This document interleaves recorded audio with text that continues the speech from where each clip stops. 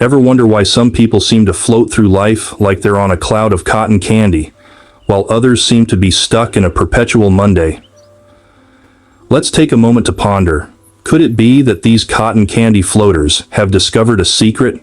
Yes, indeed they have. It's called mindfulness. Mindfulness, my friends, is not some mystical power reserved for yogis and monks. It's a practical, down-to-earth tool that anyone can incorporate into their daily life. It's like having a superpower that allows you to experience life more fully, to really taste that morning coffee, to truly listen when someone speaks, to fully feel the warmth of the sun on your skin. And the benefits? They're as numerous as stars in the night sky. Reduce stress, improve focus, better decision-making, just to name a few. So if you're tired of feeling like a Monday in a world full of Fridays, stick around. There's a lot more to explore. Picture this. You're a carpenter, but instead of a hammer and nails, you're armed with mindfulness. Imagine your mind as a bustling workshop, where thoughts, sensations, and emotions are the raw materials. And just like a skilled carpenter, you need the right tools to shape those materials into something meaningful. That's where your mindfulness toolbox comes in. First up, we've got breathing exercises. Think of these as your mental measuring tape. Just as a carpenter measures twice and cuts once, a few focused breaths can help you measure your reactions before you act. Inhale, count to 4. Hold, count to 4. Exhale, count to 4. Repeat. Simple, isn't it? It's like giving your mind a quick tune-up in the middle of a busy day. Next, there's meditation. Now, don't picture yourself levitating off the ground or anything. Meditation is more like sandpaper. It's about smoothing out the rough edges of your mind, those niggling thoughts and worries that keep you from focusing on the present moment. It's not about emptying your mind, but rather about learning to sit with your thoughts without judgment. Finally, we have sensory focus.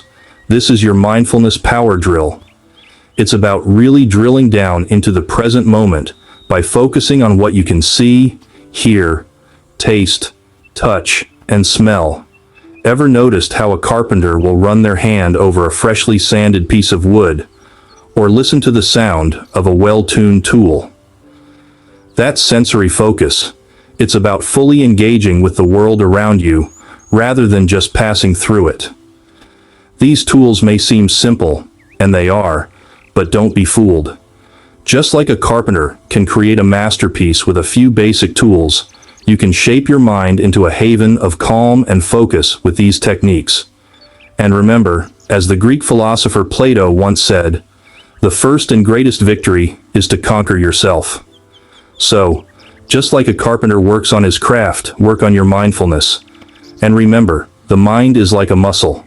The more you exercise it, the stronger it gets. Ever heard the saying, "We are what we repeatedly do"? Well, Aristotle wasn't talking about your knack for binge-watching TV shows. Here's a thought. Imagine if we could swap out some of those less than productive habits with mindful ones. Now don't worry, I'm not suggesting you give up Netflix entirely, but perhaps we can find a little balance, eh? Let's start with the morning routine. Instead of reaching for your smartphone first thing and diving headfirst into a sea of notifications, how about we do something crazy?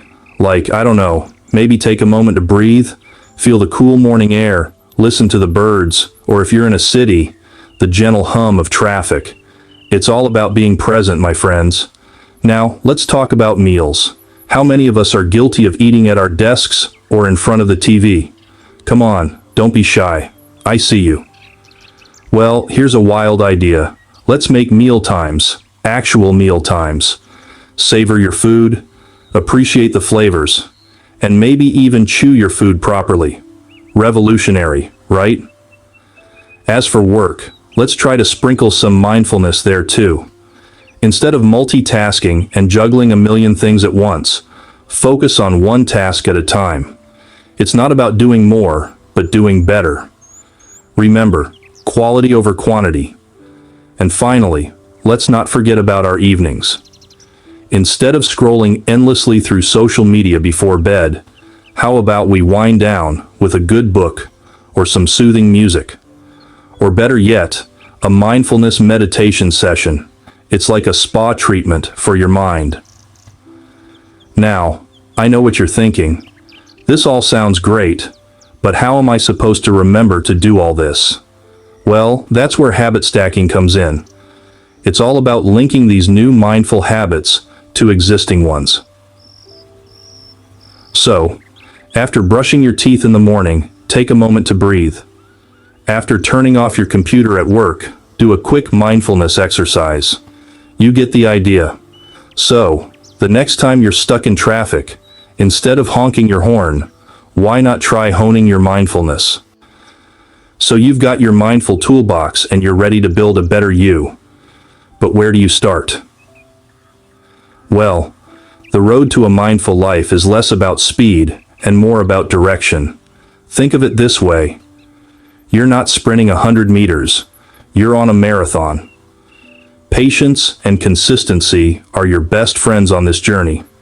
Remember, it's not about making grand leaps, but taking small, steady steps. Start with something as simple as being aware of your breath for 5 minutes each day. Once that becomes a habit, gradually increase your mindfulness practice. Imagine your life as a grand cathedral. Each mindful moment is a brick. Each day, a stepping stone. Laying down one brick may not seem like much, but over time, you'll see the fruits of your labor. A cathedral of mindfulness. Because Rome wasn't built in a day, and neither is a mindful life. Wow. Well, that's it, folks. Your crash course in Mindfulness 101. But don't worry, there won't be a test. Now, let's take a quick stroll down memory lane, shall we? We've unlocked the mindful awakening, peered into the mindfulness toolbox, explored the habits for personal growth, and embarked on the road to a mindful life. Quite a journey, wouldn't you say? Now, if you've enjoyed this odyssey as much as I have, here's a thought. Why not hit that subscribe button? It's like the compass for our mindful adventures. And hey, while you're at it, ring that little bell to turn on post notifications. You wouldn't want to miss our next expedition into the wilderness of self-improvement. And let's not forget about the comments section. It's like a cozy campfire where we can all share our stories and insights. And remember, the journey to mindfulness is like a dance. It's not about getting to a certain spot on the floor. It's about enjoying every step along the way. So, until next time, keep dancing.